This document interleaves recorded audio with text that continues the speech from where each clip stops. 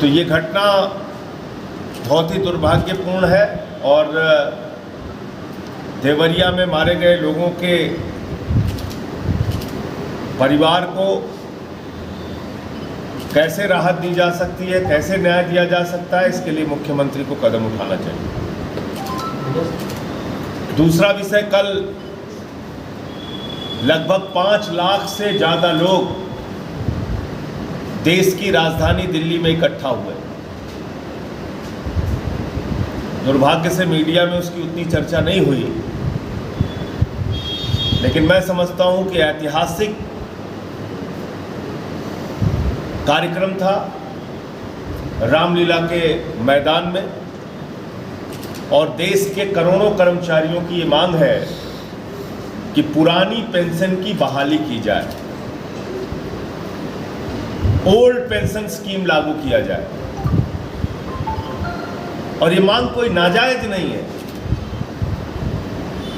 जो एनपीएस है, नई पेंशन की जो स्कीम है, उसमें आप कर्मचारियों का पैसा शेयर बाजार के जुए में लगा रहे हैं। शेयर बढ़ा तो पेंशन बढ़ी, शेयर घटा तो पेंशन घटी।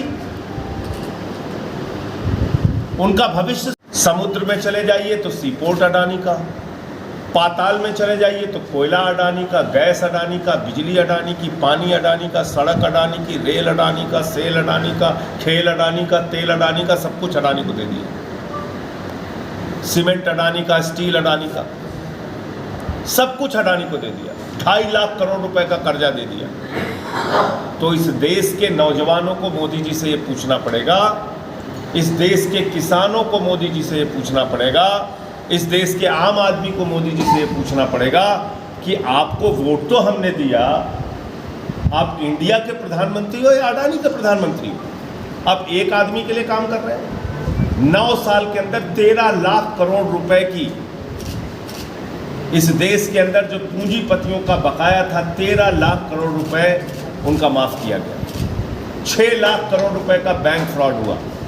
मेहुल चौकसी से लेकर तमाम नरेंद्र मोदी जी के करीबी, चाहे ललित मोदी हो, चाहे नितिन संदेशरा हो, चाहे विजय माल्या हो, वो सब आज विदेशों में बैठ के भारत की व्यवस्था को चिढ़ा रहे हैं।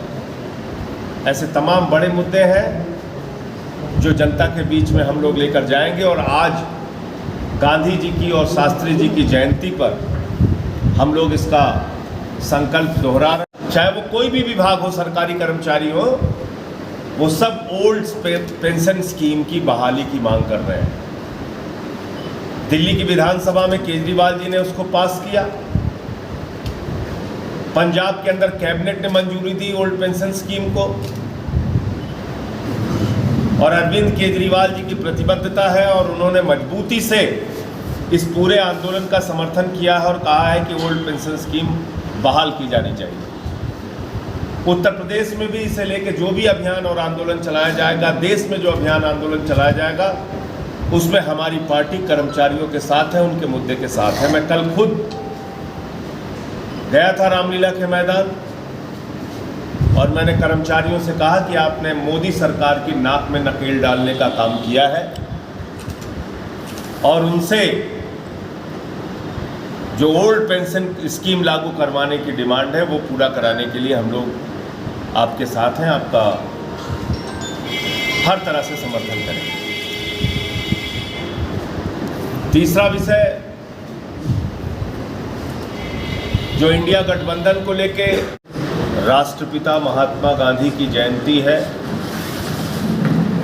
स्वर्गीय लाल बहादुर शास्त्री जी की जयंती है, और बापू का नाम पूरी दुनिया में, न सिर्फ हिंदुस्तान बल्कि पूरी दुनिया में अहिंसा के नाम से जाना जाता है, प्रेम के नाम से जाना जाता है, भाईचारे के नाम से जाना जाता है।